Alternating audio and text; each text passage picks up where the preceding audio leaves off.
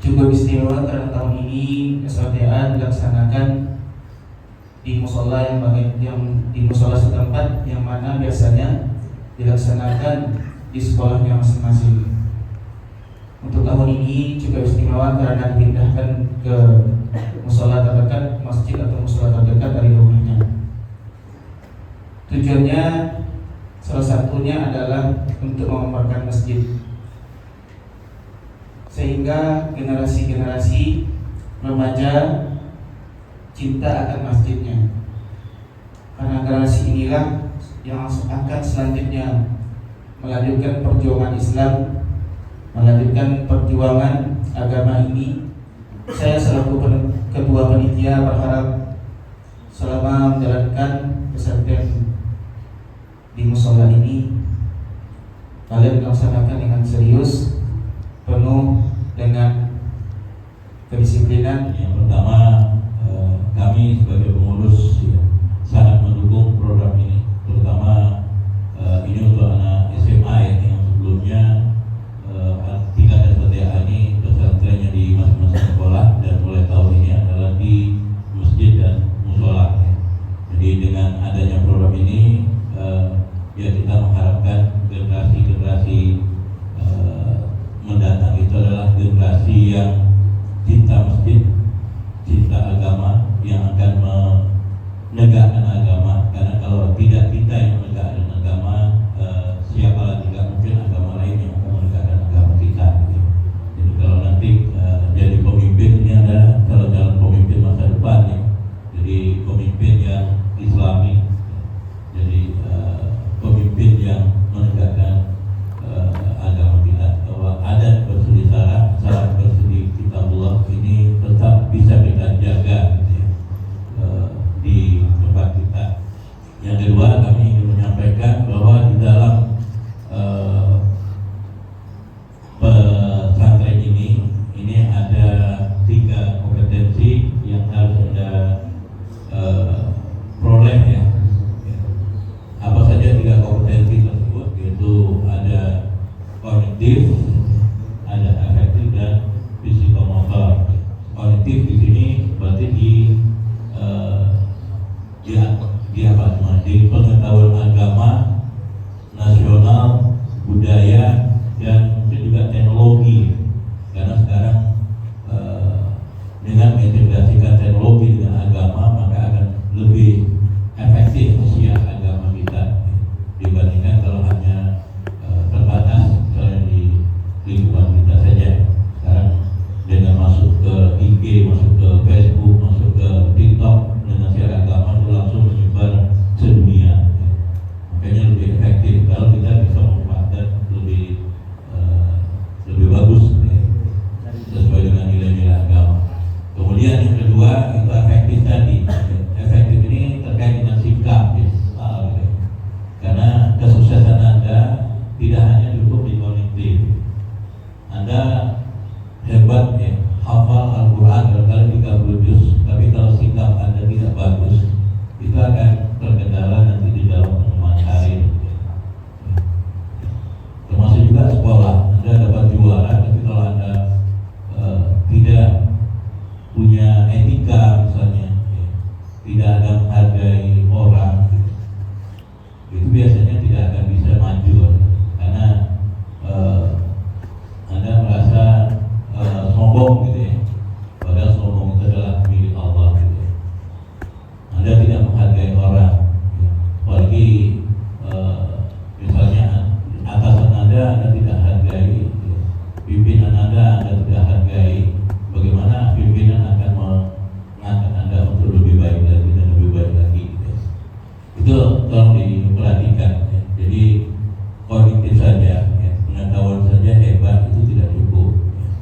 Jadi sikap mungkin yang paling menentukan, dan di sini kita membangun 2 sikap ya, sikap spiritual dan sikap sosial. Kalau saya malah melihatnya harusnya 3.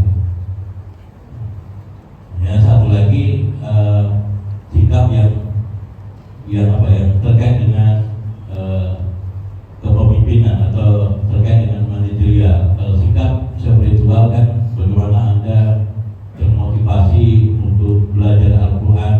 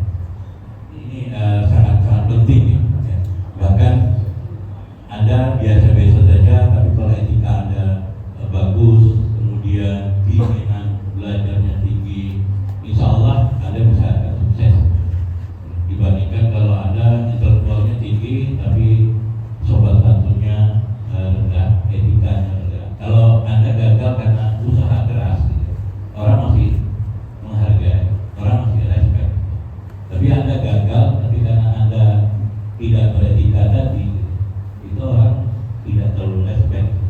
Ini apa namanya, perlu menjadi pelajaran. Jadi itu di sosial ya, di sosial nanti ada sanksi sosial akan kita terima. Kemudian juga saya pikir juga tidak hanya apa namanya, sikap spiritual, tidak hanya sikap sosial, tapi juga sikap apa namanya, leadership ya, kepemimpinan, kerja tim, komunikasi. Bagaimana ada komunikasinya bagus, apalagi kalau bisa pula komunikasi tidak hanya bahasa Indonesia, bahasa Minang, tapi bisa juga bahasa Inggris, bahasa Jepang, bahasa Mandarin, itu akan lebih maju kan. Itu komunikasi juga komunikasi yang secara santun ya. Ini ada juga aspeknya dari ke aspek sosial. Tapi kalau Anda tidak bisa bekerja secara tim, itu biasanya juga susah. Nanti di sini juga akan diadakan kelompok-kelompok ya. Jadi nanti ada tutor, setelah ada pemberian materi, kemudian dibagi menjadi beberapa kelompok. Di dalam kelompok itu artinya juga akan terbangun kerja tim. Kemudian juga daya analisis ini juga perlu dibangun. Daya apa namanya, pemikiran kritis juga harusnya dibangun. Ini biasanya dibangun melalui diskusi, dan di dalam pesantren ini juga ada salah satu materinya itu diskusi. Jadi dengan diskusi itu maka kita bisa saling tukar pikiran dan bisa kita mendalami materi menjadi lebih bagus daripada belajar sendiri ya. Dan kemampuan komunikasi juga nanti ada diminta untuk ini ya, untuk memberikan ceramah keagamaan atau ceramah lain. Itu sebenarnya dalam rangka upaya bagaimana Anda bisa berkomunikasi di depan publik ya, belajarnya dari sekarang, sehingga dengan Anda pandai berkomunikasi, maka ini akan apa namanya, akan memudahkan nanti pengembangan karir Anda juga. Jadi teamwork, communication skill, apalagi analitis ya, analytical skill ya, kemampuan analisis. Dan di zaman sekarang ya, yang kemampuan teknis itu sudah digantikan dengan apa? Kemampuan teknis sekarang digantikan dengan, ada yang tahu? Harusnya tahu. Digantikan dengan komputer. Semuanya serba komputer. Kalau dulu kita pergi kemana-mana, ya, biasanya kita tanya. Makanya ada dulu pepatah, malu bertanya sesat di jalan. Sekarang dengan Google Map, Anda cari saja alamatnya, kemudian Anda cari petunjuknya, nanti dia akan mengarahkan sendiri. 100 meter belok kiri, 50 meter belok kanan. Bahkan kadang-kadang jalan di sana lagi macet, ada informasi seperti itu, sehingga kita nggak perlu lagi ini ya, menanya ke orang. Kalau dulu cari orang itu nggak tahu, tapi dia juga ngasih petunjuk, sana Pak, ada ke utara, tanya beberapa meter lagi, nggak ke situ Pak, ke sana. Kita kalau sekarang petunjuk itu bisa tepat ya. Kalau Anda mencari misalnya musola Ansor, tinggal ketik aja musola Ansor di Google Map, itu nanti dari situ juga ada petunjuk arah, kita tinggal mengikuti aja ya. Nah, itu technical skill itu sekarang sudah digantikan oleh komputer gitu, yang sifat-sifatnya technical skill.